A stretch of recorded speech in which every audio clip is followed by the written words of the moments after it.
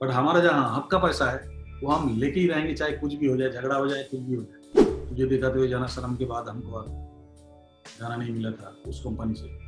And तुझे देखा तो ये जाना सनम को 6वें फिल्म फेयर के लिए किसी भी हालत पे आने नहीं दिया गया। तो ये सब जो चीजें हैं ना, वे बिकॉज ऑफ मनी। रिग्रेटनेस कुछ है हमारे में, कुछ रिग्रेटनेस है, जैसे ए आर रहमान जी का मैंने गाना नहीं गा पाया था उस समय, बट उसके बाद क्या है, उसके बाद उन्होंने कभी बुलाया नहीं हमको, और चलो एक मनमुटा हो गया। उनको बिगड़ने के लिए बहुत रेडी रहता है, तो ऐसे बिगड़ने वाला कॉलिग्स बहुत है जो काम को और बिगाड़ा वहाँ जाके, उनके पास जाके गा गा के। तो मुंहफट होने की वजह से मेरे को बहुत नुकसान हुआ। एंड बट एक चीज एस्टेब्लिश हुआ कि लोगों को ये पता चल गया कि I am not a false person.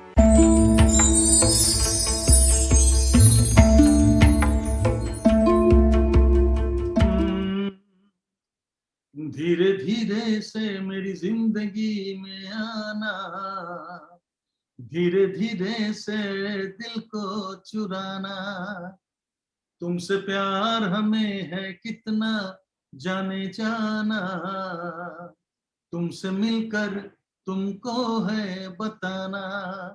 हाँ, धीरे धीरे से मेरी जिंदगी में आना, धीरे धीरे से दिल को चुराना।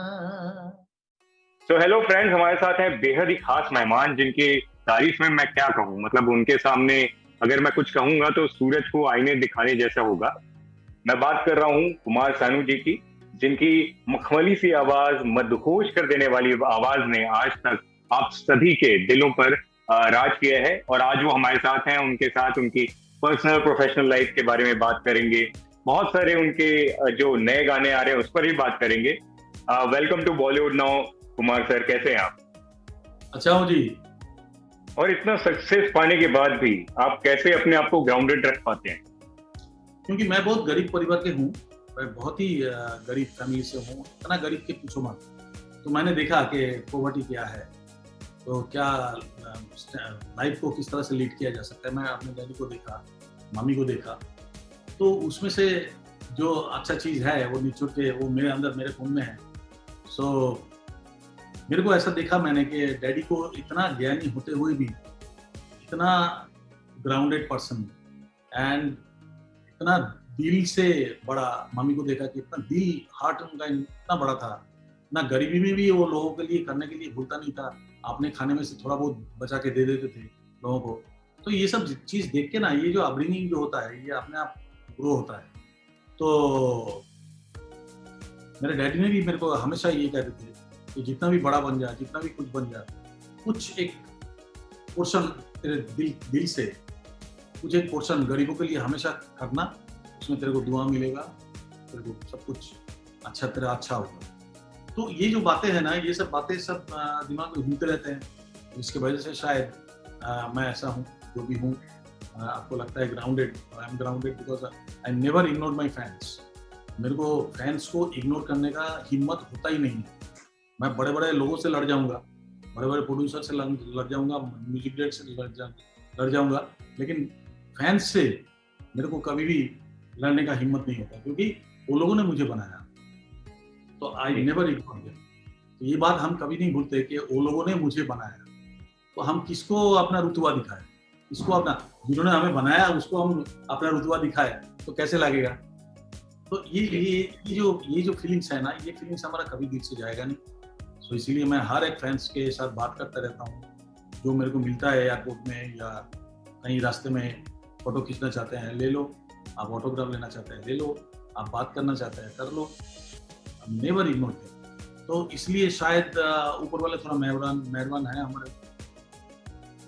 और आप तो इंडस्ट्री में आपका कोई था नहीं, अपने दम पर आपने इतना बड़ा मुकाम हासिल किया। जैसे कि मैं बता रहा हूँ कि ये संघर्ष रहा होगा, बिना एक रात में आपको इतनी सक्सेस नहीं मिली होगी। उस संघर्ष के बारे में जो इतने लोग चाहते हैं आपको, जो इंस्पिरेशन मानते हैं, उनको कुछ बताना चाहोगे आप?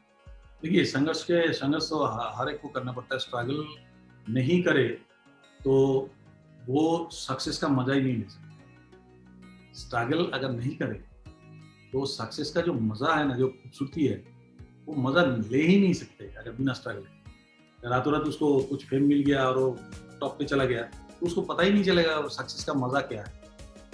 तो हम जिस चीज के लिए लड़ते हैं अगर वो इजीली मिल जाए तो उसका अहमियत एकदम कम हो जाता है। जिस चीज के लिए हम लड़ते हैं फिर लड़ते लड़ते लड़ते लड़ते जाके वो चीज मिलता है तो उसका मजा कुछ और होता है। तो स्ट्रगल तो हमने उस समय भी किया, आज भी कर रहा हूँ।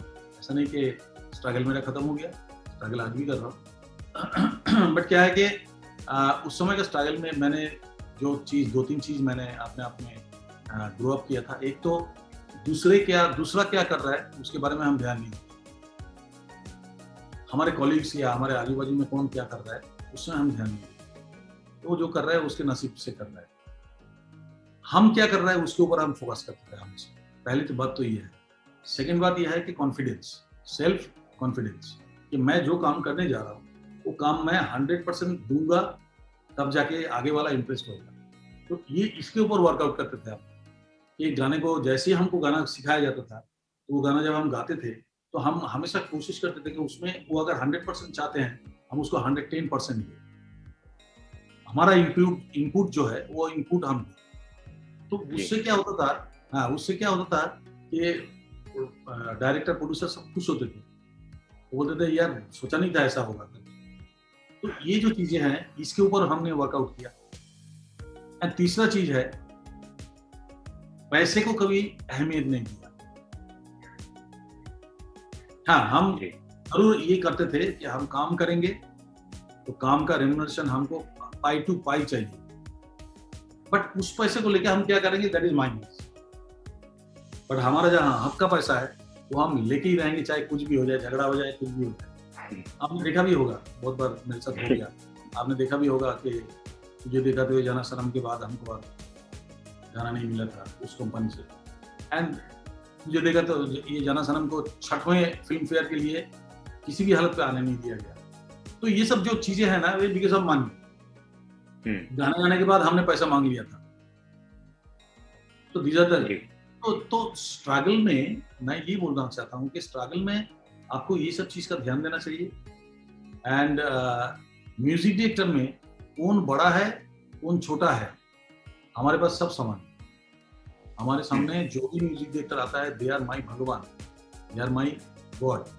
सो छोटे हो या बड़े हो समान उसको ट्रीटमेंट करना, समान उसको इज्जत देने का और उसके लिए काम कर देना।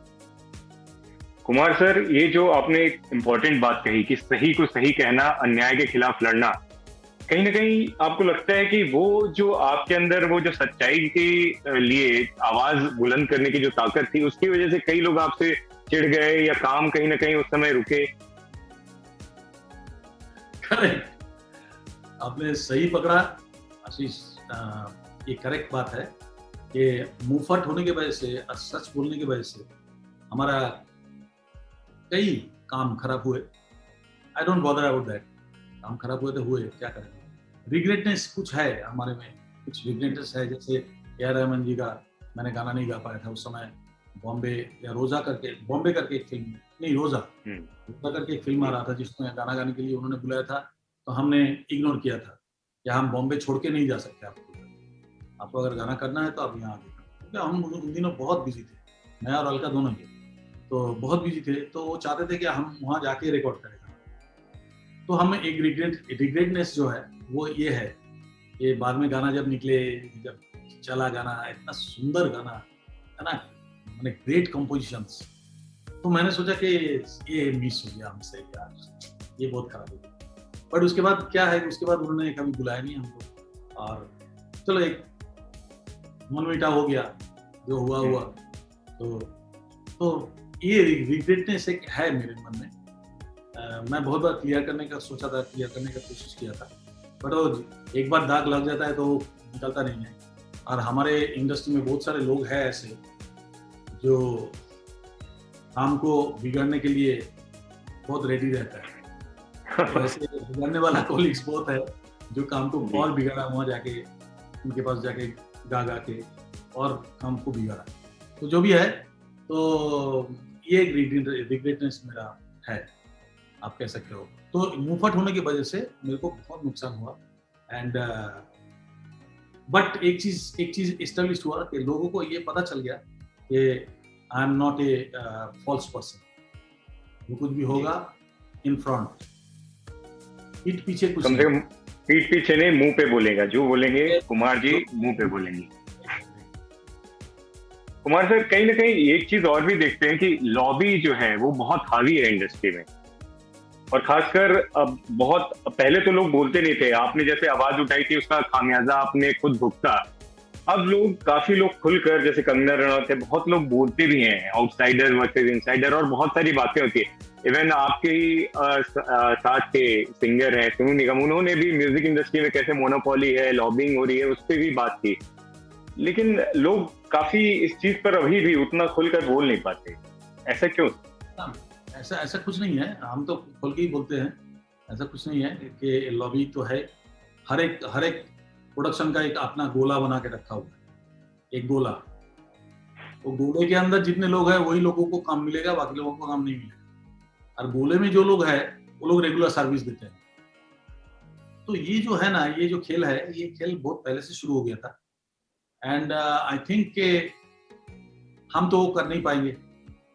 ऑयलिंग लगा के गाना लेना it's not possible for me, और रिक्वेस्ट करके भाई गवाओ गवाओ गवाओ गवाओ, नो, सॉरी फॉर दैट। आपको अगर जरूरत पड़ेगा तो आप मेरे को बुलाएंगे, और प्रॉपर इज्जत के साथ, पेमेंट के साथ आप गाना गवाओगे, गाएंगे, हम रेडी हैं, हम आपको इज्जत देंगे, आप हमें इज्जत दीजिए। तो ये एक टेंडेंसी हमारा है, हमारे मन में है। एंड आई थिंक ये गोले वाली बात जो है, ये सारे कुछ म्यूजिक कंपनीज है, कुछ प्रोडक्शन कंपनी है, इतना ज़्यादा इंटरफेरेंस है कि जिसके वजह से जिसका काम नहीं है वो भी इसमें इंटरफेयर करते हैं। अगर आप रिकॉर्डिंग में जाओगे, अगर आपको गाना नहीं आता, कुछ भी नहीं आता, लेकिन फिर भी आप गाने में उंगली करते रहोगे, तो ये जो इंटरफेरेंस है ये इतना ज़्यादा हो गया अभी कि मैं तो गुस्से में बोल ही दूंगा कि भाई आपको क्या आता है, आप क्यों बड़बड़ कर रहा है बीच में, आपका क्या आता है, आपको क्या आता है गाने का, चलिए एक लाइन गा के बताइए।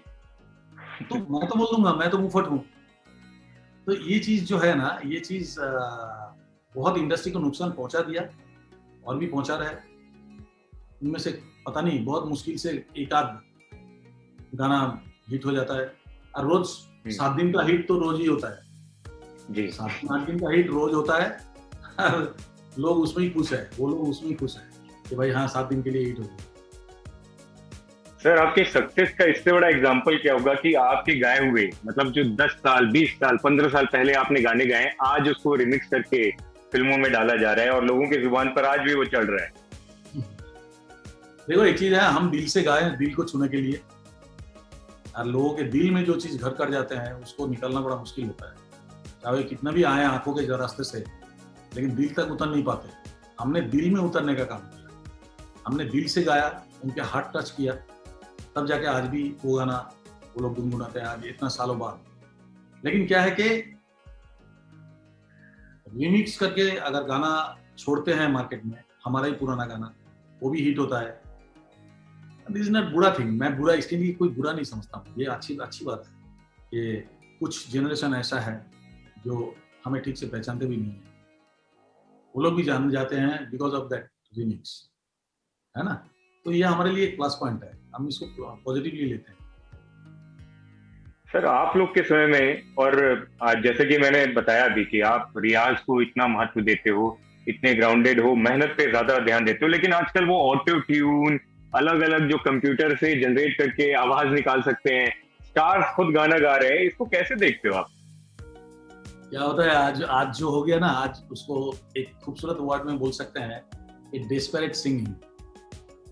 पहले होता था क्लेवर सिंगिंग, पहले हम लोगों के जमाने में होता था क्लेवर सिंगिंग, आज हो गया डेस्परेट सिंगिंग। गाना आए ना आए, मैं गा दूंगा, मशीन है ना, ठीक कर देगा। तो ये जो चीजें हैं ना, ये चीज हमारे खराब की तरफ लेके जा रहा है, क्योंकि these are not good things. कि डेस्परेट सिंगिंग नहीं होना चाहिए, क्लेवर सिंगिंग होना चाहिए। बट क्लेवर सिंगिंग के लिए आपको उतना ज्ञान होना चाहिए, या आपका उतना तैयारी होना चाहिए, या आपके ऊपर वाले ने कुछ कला दिया होगा, तब आप क्लेवर सिंगिंग करो तो उसमें मजा आता है, लोग एक्सेप्ट कर लेते हैं। बट डेस्परेट सिंगिंग में हम सिंगर नहीं है, फिर भी हम आपको हिट देंगे, हम गाना हिट देंगे, भले 7 दिन के लिए हो, लेकिन आपको हिट। ये जो डेस्परेट सिंगिंग है ना, because of technology, these are all because of technology. तो टेक्नोलॉजी की वजह से कुछ थोड़ा बहुत बिगड़ा हमारा माहौल को, बट टेक्नोलॉजी की वजह से हमें बहुत फायदा भी हुआ, बहुत फायदा हुआ। जैसे कि हम ट्रैक रिकॉर्डिंग करते हैं, हमारा टाइम नहीं है, किसी का टाइम नहीं है, सब एक साथ गाने की जरूरत नहीं है, वो सब हम लोग कर चुके हैं पहले, एक साथ रिकॉर्डिंग किया। बट अभी क्या हो गया, ये चीज़ थोड़ा सा फैसिलिटीज हो गया, हमारा टाइम सेव हो जाता है, एक बार की जगह 2 बार गा देते हैं, कोई वर्ड्स खराब हुआ तो उसको चेंज कर देते हैं। तो जो भी है ये ट्रैक फैसिलिटीज में ये सब अच्छी बात है, लेकिन ये है ना, वो अच्छे सिंगर के साथ टेक्नोलॉजी जाना बहुत जरूरी है जी। तो आपको पुरानी याद जी, हाँ, आप वो कंप्लीट करिए सर, बहुत इंपॉर्टेंट बात बोल रहे थे आप, जो सिंगर नहीं। मैं बोला कि सिंगर्स के साथ ये टेक्नोलॉजी अगर मार्च हो जाए तो बहुत अच्छा रिजल्ट आ सकता है। अब जो सिंगर नहीं है उसके साथ अगर मार्च हो जाता है तो समाज में बहुत बुराई फैलता है, डिस्ट्रक्टिव है वो। Thank you so much sir, अपना प्रीशियस टाइम हमें देने के लिए। उम्मीद करता हूँ कि हमारी ये जो बातचीत थी आपको पसंद आई होगी। बहुत बहुत बहुत पसंद आया, बहुत आशीष, फैंटास्टिक क्वेश्चन है, हम लोगों ने बहुत मजा किया, मैंने भी बहुत मजा किया।